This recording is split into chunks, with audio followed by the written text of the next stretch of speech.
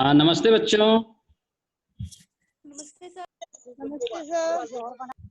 आज हम लोग हिंदी की क्लास में पढ़ेंगे। जो आज हमारा प्रकरण है वह है परिवेशी विषयों, सामाजिक घटनाओं एवं अनुभवों पर चर्चा। ठीक, तो आज हम लोग चर्चा ही विशेष रूप से करेंगे। जो विभिन्न घटनाएं हैं, जो हमारे आसपास का वातावरण है, उस पर आज हम लोग चर्चा करेंगे। और इसी चर्चा के माध्यम से यह सीखेंगे कि हम बच्चों को कैसे आगे उनको परिचर्चा में शामिल करें। जब हम क्लास में जाएं तो बच्चों में भी इस तरह की चर्चाएं करें। जो आसपास के वातावरण के जो बिंदु हैं, जो घटनाएं हैं, उन पर चर्चा करेंगे तो बच्चे भी कुछ तर्क वितर्क करने की शक्ति उनमें विकसित होगी। तो सबसे पहले हम यह देखते हैं कि चर्चा किसे कहते हैं, चर्चा का क्या अर्थ होता है। चर्चा भाषा शिक्षण की एक विधि है। इसमें अध्यापक और छात्र अथवा कक्षा आपस में मिलजुल कर किसी प्रकरण अथवा समस्या के संबंध में स्वतंत्र वातावरण में वैचारिक आदान प्रदान करते हैं। ठीक, चर्चा में विचारों का आदान प्रदान होता है।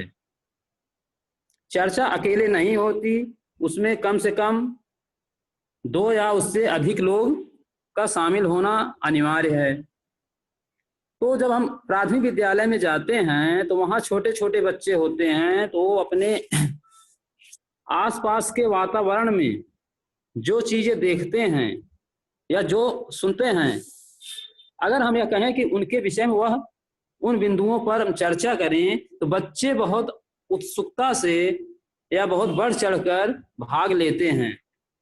यह करने से बच्चों के अंदर जो झिझक होती है, जो संकोच होता है, वह दूर होता है।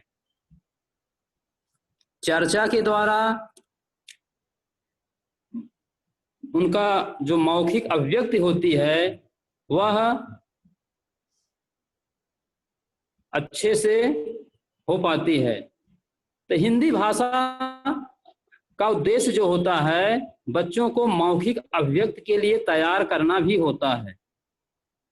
हिंदी भाषा जो हमारी है, अगर उसमें मौखिक अभिव्यक्ति की बात की जाए तो यह चर्चा के द्वारा ही हो पाती है। तो इस तरह से हम यह देखते हैं कि चर्चा क्या होती है, कैसे होती है। तो चर्चा के कुछ, हेलो, ओके, उसमें सबसे पहले यह देखते हैं कि चर्चा के उद्देश्य क्या हैं। हम चर्चा पर चर्चा क्यों करवाते हैं या बच्चों से क्यों करते हैं, इसके क्या उद्देश्य हैं, हमारा इसके पीछे क्या उद्देश्य होना चाहिए। तो इसमें सबसे पहला उद्देश्य हमारा यही होता है कि चर्चा या मौखिक बातचीत के द्वारा बच्चों की झिझक दूर करना। मान लीजिए हम बच्चों से बातचीत करते हैं तो कुछ बच्चे बहुत संकोची प्रवृत्ति के होते हैं, तो अगर उनको हम चर्चा में शामिल करेंगे तो धीरे धीरे करके उनके अंदर की जो झिझक है वह दूर होगी। दूसरा पॉइंट हमारा है कि बच्चों में खुलकर अपनी बात को क्रमबद्ध तरह से रखना। क्या करते हैं कि अपनी बात को अच्छे से, या कहिए आप डरवश या और किसी कारण से शिक्षक के सामने या अध्यापक के सामने नहीं रख पाते हैं। तो इस चर्चा पर चर्चा की बच्चों के अंदर से जब वह डर दूर हो जाता है, तब अपनी बात को क्रमबद्ध रूप से रख सकते हैं या रखते हैं। और इसी में फिर अगला पॉइंट हमारा है कि बच्चों में तर्क शक्ति, चिंतन शक्ति, कल्पना शक्ति का विकास करना। मुख्य पॉइंट देखा जाए तो हमारा यही है कि उद्देश्य कि बच्चों में जो है तर्क शक्ति का, चिंतन शक्ति का या उनकी कल्पना शक्ति का विकास कैसे होगा, इसीलिए हम चर्चा परिचर्चा विशेष रूप से करते हैं विद्यालयों में। अब इसके बाद है चर्चा। जब हमारी मान लो हम क्लास में चर्चा शुरू कर रहे हैं बच्चों के द्वारा, बच्चों को लेकर या बच्चों के बीच में जब हम चर्चा पर चर्चा शुरू कर रहे हैं तो उसमें कुछ बातों को ध्यान देना होता है। तो चर्चा पर चर्चा में किन किन बातों का ध्यान देना चाहिए एक अध्यापक को? पहला तो यही है, चर्चा वस्तु अनुभव से जुड़ी हो तथा परिवेशी हो। माने अध्यापक को यह देखना चाहिए कि जो चर्चा की विषय वस्तु है, जो गया है, जो प्रकरण चुना गया है चर्चा के लिए, वह बच्चों के अनुभव से जुड़ा हो या वो परिवेशी हो। परिवेशी का मतलब होता है आसपास के वातावरण से ही संबंधित होना चाहिए। कोई ऐसा विषय हम बच्चों को न दे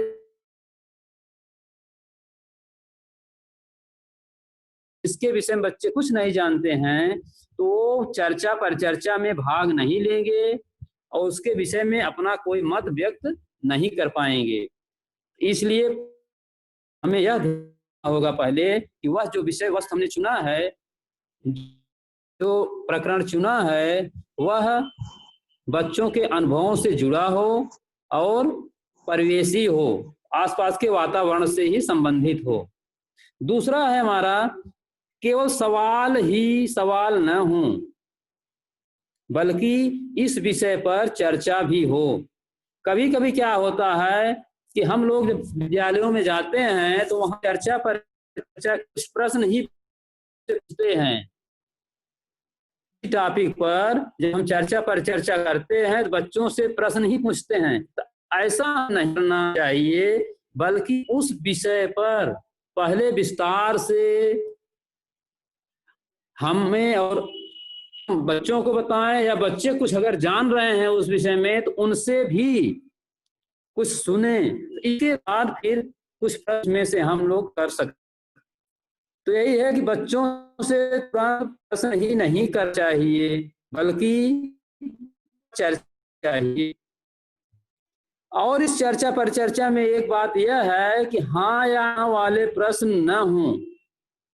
अगर मान लीजिए हम कोई प्रश्न कर रहे हैं, बच्चों से पूछ रहे हैं, तो इस तरह के हों कि जिस पर ना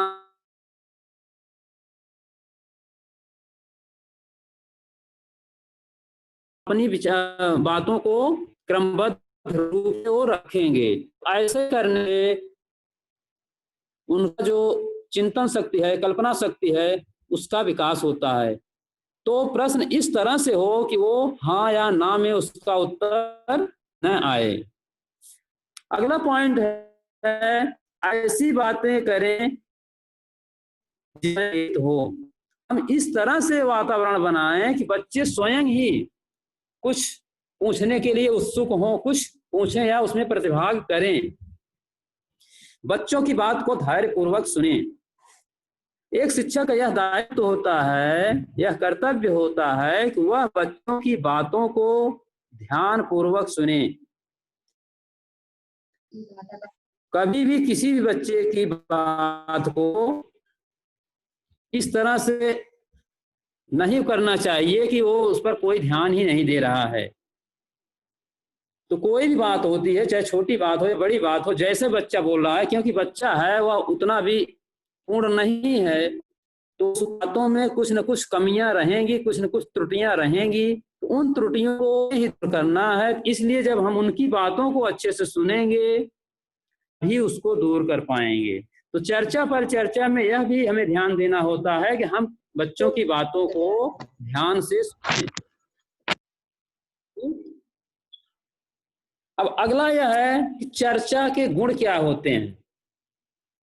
चर्चा या परिचर्चा के क्या गुण हैं? तो पहला गुण तो यही है कि चर्चा में छात्र सक्रिय रहकर कार्य करते हैं। जब मान लीजिए आप लोग की जब क्लास लगती है, अगर क्लास में कोई या किसी बिंदु पर, किसी टॉपिक पर जब कोई चर्चा पर चर्चा शुरू कर दी जाती है तो आप लोग ही बहुत सक्रिय होकर भाग लेते हैं।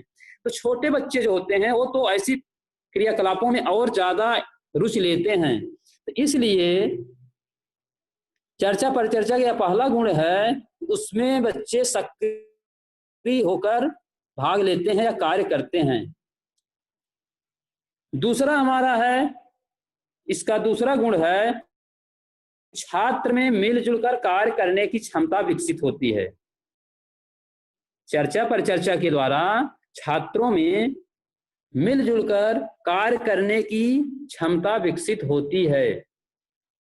जब हम लोग बच्चों के बीच में चर्चा पर चर्चा करते हैं तो उसमें यह एक भावना पैदा होती है कि हमें साथ में रहकर, या वो टीम भावना से काम करने लगते हैं। अगर मान लीजिए हम उसमें टीम बना दिए हैं कि ये आपकी टीम है, ये आपकी टीम है, तो वो एक साथ मिलकर काम करने लगते हैं। तो यह धीरे धीरे यह गुण उनके जीवन में आगे भी काम आता है। इसलिए चर्चा का यह एक विशेष गुण है कि मिलजुल कर कार्य करने की क्षमता विकसित करना।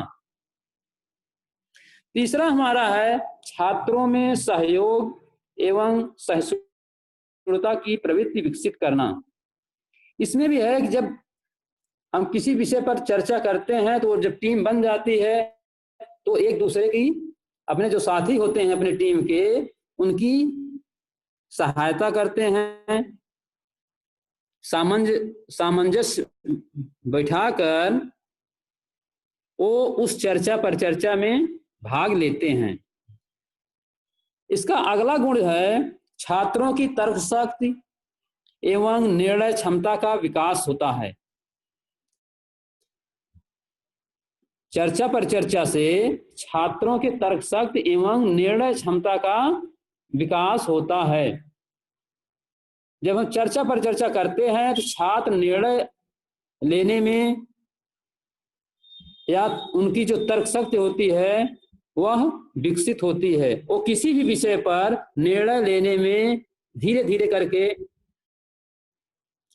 अपने से तैयार होने लगते हैं। इसका अगला गुण है, छात्रों का आत्मविश्वास बढ़ता है।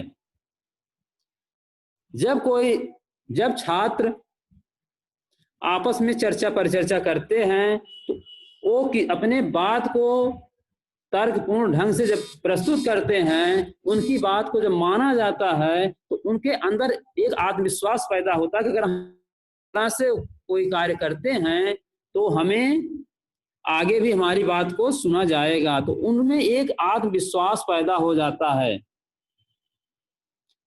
अगला है, छोटी कक्षाओं के लिए उपयोगी है। यह चर्चा पर चर्चा छोटी कक्षाओं के लिए बहुत उपयोगी होता है।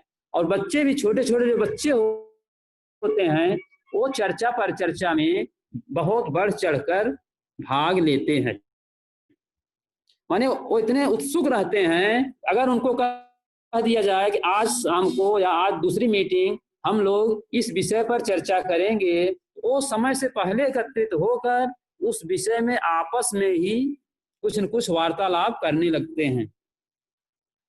तो इस तरह से या तो चर्चा के गुण हैं जो हम चर्चा पर चर्चा बच्चों के बीच में करेंगे, उसके गुण।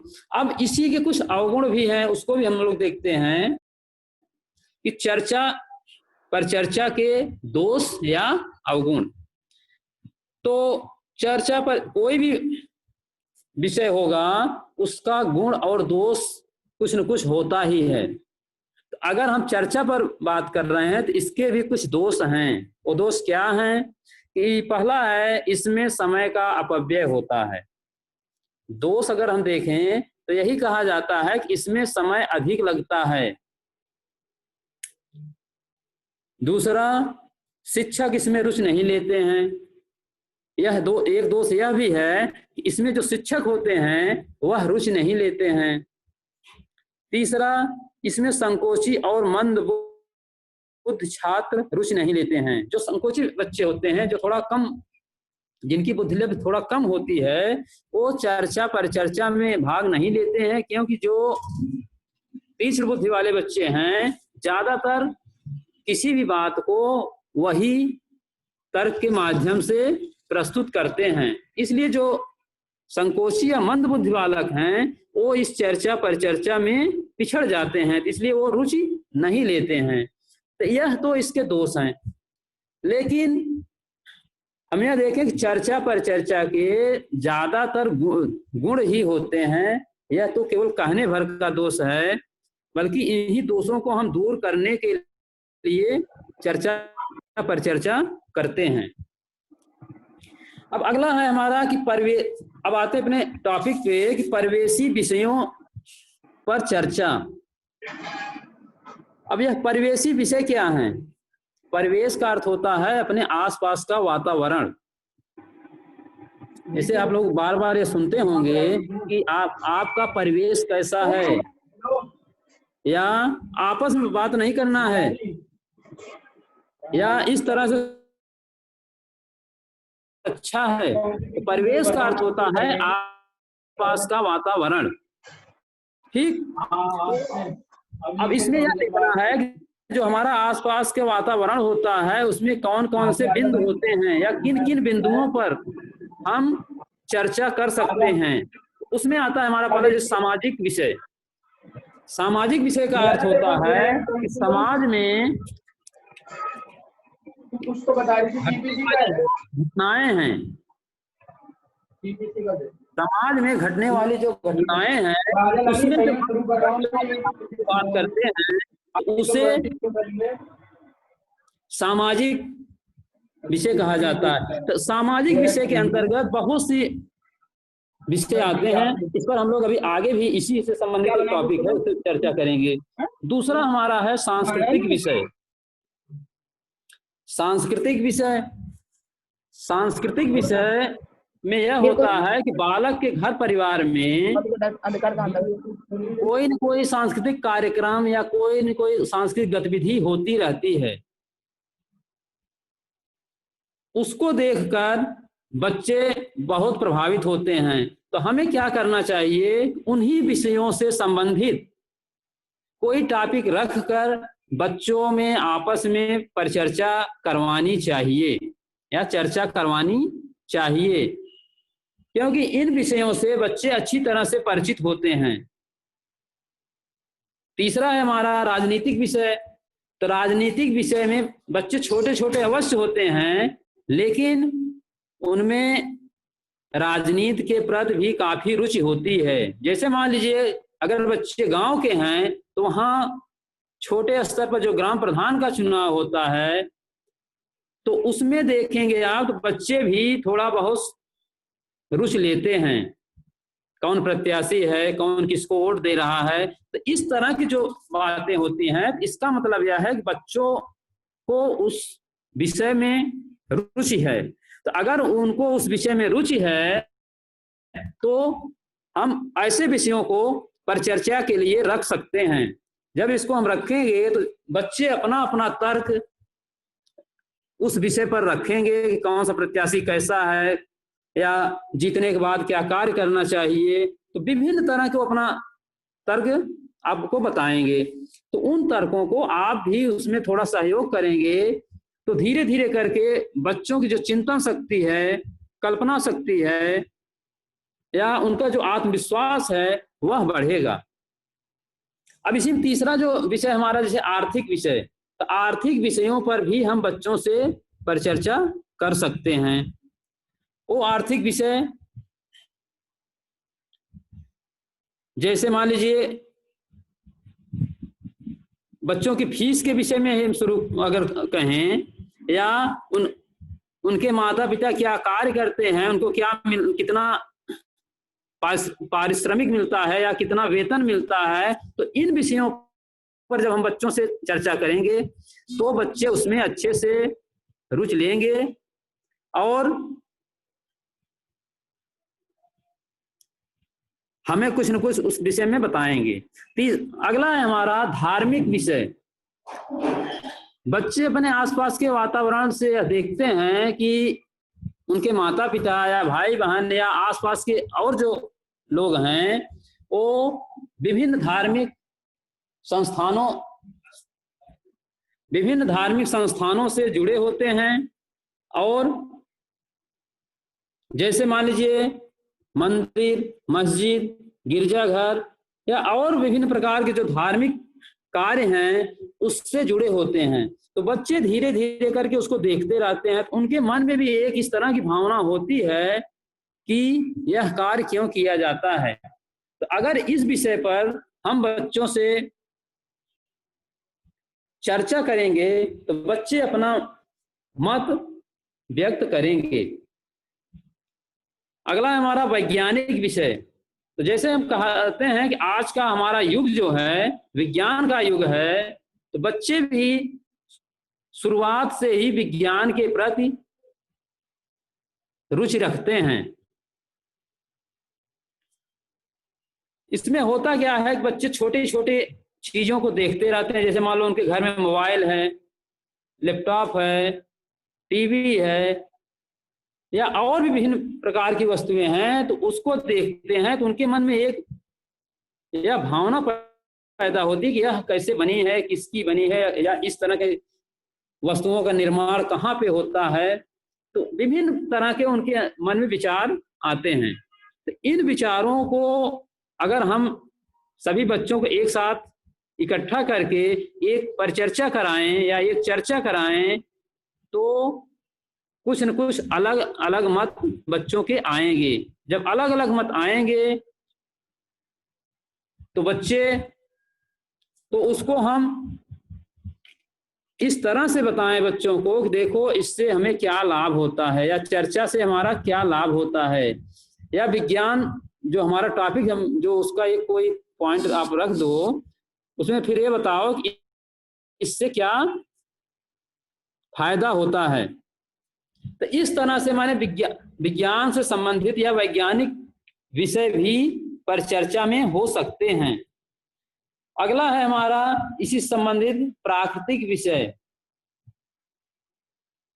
आसपास के जैसे परिवेशी विषयों पर चर्चा हो रही है, तो आसपास के जो हमारा वातावरण होता है, जो हमारी प्रकृति है, उसमें भी विभिन्न प्रकार की घटनाएं घटती रहती हैं।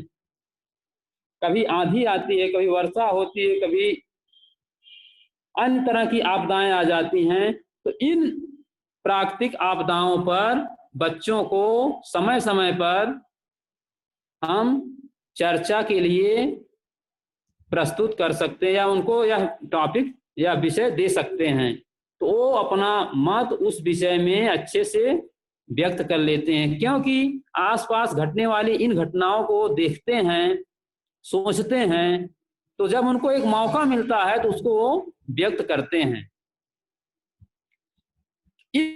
इस तरह से अगर हम देखें तो हमारा जो परिवेश है, आसपास की जो हमारी वस्तुएं हैं, उससे संबंधित विभिन्न प्रकार के चर्चा परिचर्चा हो सकती है। दूसरा हमारा है सामाजिक घटनाओं पर चर्चा। अब सामाजिक घटनाओं पर चर्चा से तात्पर्य यह है कि विभिन्न प्रकार की सामाजिक घटनाएं हैं। जैसे यह कहा जाता है मनुष्य एक सामाजिक प्राणी है, वह जन्म से मृत्यु तक समाज में रहता है। ऐसी स्थिति में बालक की समाज व सामाजिक गतिविधियों में स्वाभाविक रूप से रुचि होती है। भाषाई कौशलों का विकास के लिए सामाजिक घटनाओं पर चर्चा करना आवश्यक होता है। सामाजिक घटनाओं पर चर्चा करने से बालकों का सामाजिक विकास होता है, साथ ही सुनने, बोलने एवं अभिव्यक्त करने के प्रश्नों का भी विकास होता है। क्योंकि बच्चा जो है समाज से जुड़ा हुआ है, उसका जन्म जब होता है तो उसके आसपास का एक सामाजिक वातावरण उसको उपलब्ध हो जाता है। तो इस वातावरण में बच्चा अपने को कैसे ढालता है, वह धीरे धीरे करके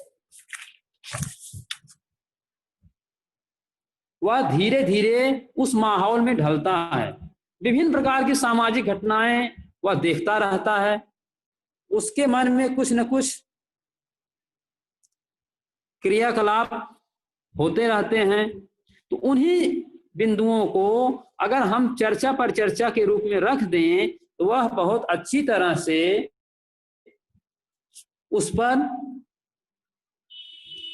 बातचीत करेगा। जैसे मान लीजिए कुछ बिंदु हैं कि आप विद्यालय को ही ले लो, विद्यालय प्रबंधन या किसी भी XYZ मुद्दे को ले लो, जैसे साफ सफाई, स्वच्छता, रोजगार,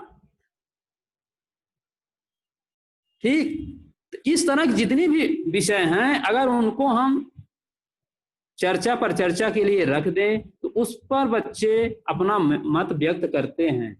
जब वो उस पर अपना मत व्यक्त करेंगे तो उनमें विभिन्न गुणों का विकास होगा। जो गुण अभी बताए गए उनका विकास होगा।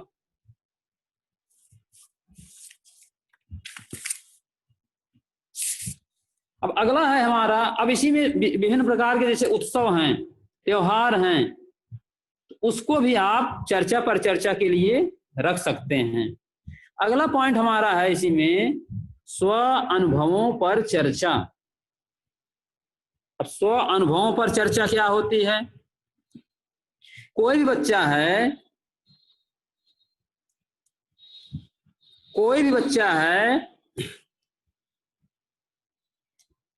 स्व अनुभव, बच्चों से विद्यालय आने जाने के समय क्या महसूस करते हैं इस पर चर्चा करें। माने बच्चे मान लीजिए अपने घर से चले विद्यालय के लिए, रास्ते में वो क्या क्या चीजें देखते हैं,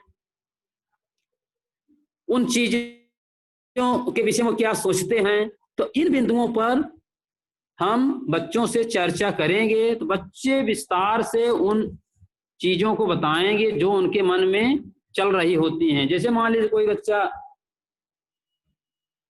घर से विद्यालय आ रहा है, रास्ते में उसको इस तरह कोई घटना घटती है या दिखाई देती है जिससे उसको बहुत दुख होता है, तो उस विषय पर बच्चा बहुत अच्छी तरह से आपसे वार्ता करेगा या चर्चा करेगा।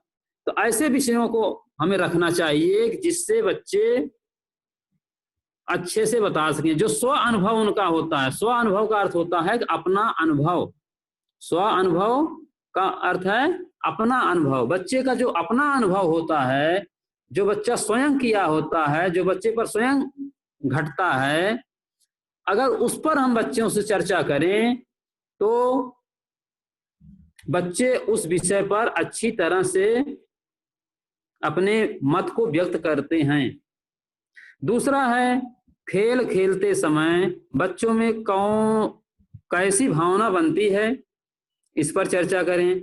हम स्कूलों में क्या करते हैं, विभिन्न प्रकार के खेल बच्चों को खिलवाते हैं, तो उन खेलों में विभिन्न तरह के खेल होते हैं, तो उन खेलों के विषय में बच्चों से यह पूछें कि जब आप जीतते हो या जब आप हारते हो या और जब कोई घटना घटती है तो आप क्या सोचते हो, आपके मन में क्या भाव पैदा होता है। तो अगर ऐसे मुद्दों को हम रखते हैं, ऐसे बिंदुओं को रखते हैं, तो बच्चे बहुत अच्छी तरह से उस चर्चा में भाग लेते हैं या वो अपना मत व्यक्त करते हैं। जैसे मान लीजिए कुछ बच्चे इस तरह से होते हैं कि अगर मान लो हारने लगते हैं किसी खेल में तो मन में ईर्ष्या की भावना पैदा होती है। तो वो भी अगर आप बच्चों से वार्ता करेंगे, चर्चा करेंगे, तो बच्चे यह भी आपको बताएंगे कि इस तरह से हमारे मन में ऐसा हुआ कि हम उसको अभी पकड़े, अभी ये कर दें। तो बच्चे सब कुछ बताते हैं। तो जब वो इस तरह से बताते हैं तो आपको भी एक समझ विकसित होती है कि हमें ऐसे समय में ऐसे ऐसे कार्य करने चाहिए जिससे बच्चे इस तरह से कोई बात न करें या न कहें।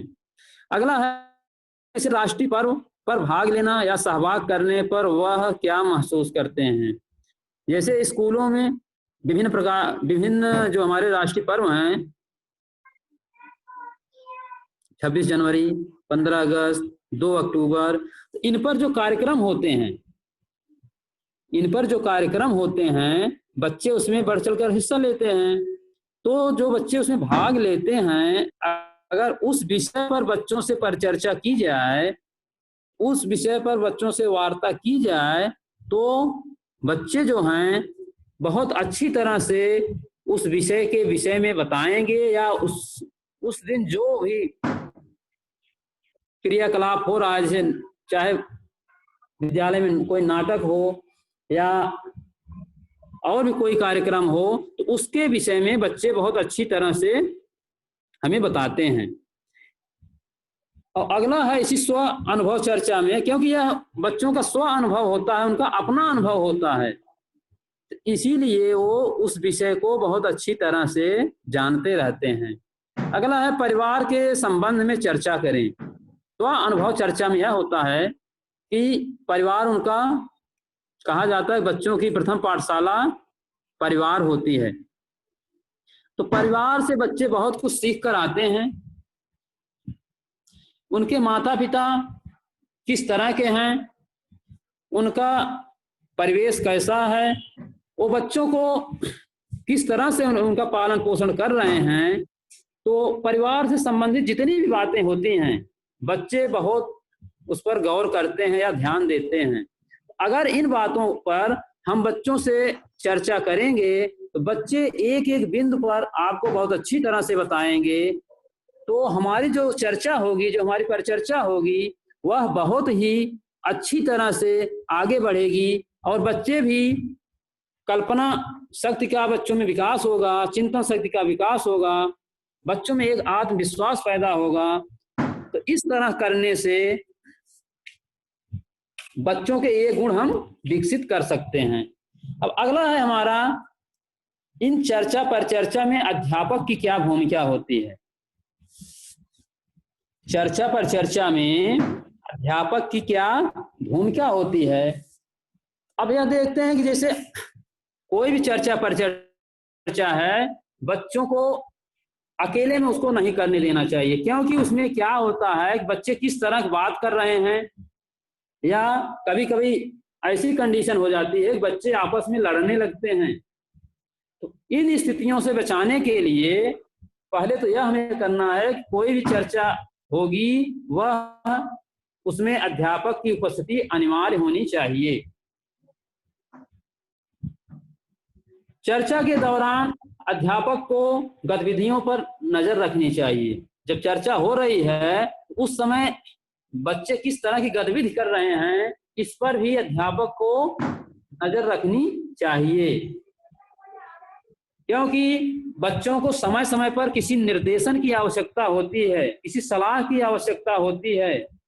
तो अगर हम उन पर, उनकी गतिविधियों पर नजर रखेंगे तो वो अनुशासित होकर चर्चा में भाग लेंगे और चर्चा हमारी अच्छे से पूर्ण होगी। अगला इसी में हम यह भी कह सकते हैं कि अध्यापक सुनिश्चित करता है कि कक्षा का प्रत्येक छात्र प्रतिभाग करे। माने यह भी अध्यापक की ही भूमिका है कि कितने बच्चे उसमें उस चर्चा में भाग लेंगे, कितने नहीं लेंगे। होना क्या चाहिए कि कोई भी चर्चा हो रही हो उसमें हम सभी बच्चों को इन्वॉल्व करें, शामिल करें, क्योंकि अगर मान लो हम कुछ बच्चों को चर्चा में शामिल करते हैं, कुछ को छोड़ देते हैं, तो हमारी वह चर्चा अधूरी मानी जाएगी, क्योंकि जो बच्चे बाहर हैं उस चर्चा से वो कुछ न कुछ गलत काम करेंगे, फ्री रहेंगे तो। और दूसरा, उनमें एक हीन भावना भी पैदा होगी कि हमको चर्चा में शामिल नहीं किया गया। इसलिए इन बातों को ध्यान में रखते हुए हम कोई भी चर्चा आगे बढ़ाते हैं और उसको अच्छी तरह से पूर्ण करते हैं। अब अगर आप लोगों को कोई सवाल है, कोई प्रश्न है तो आप पूछ सकते हो चर्चा से संबंधित। हेलो। हाँ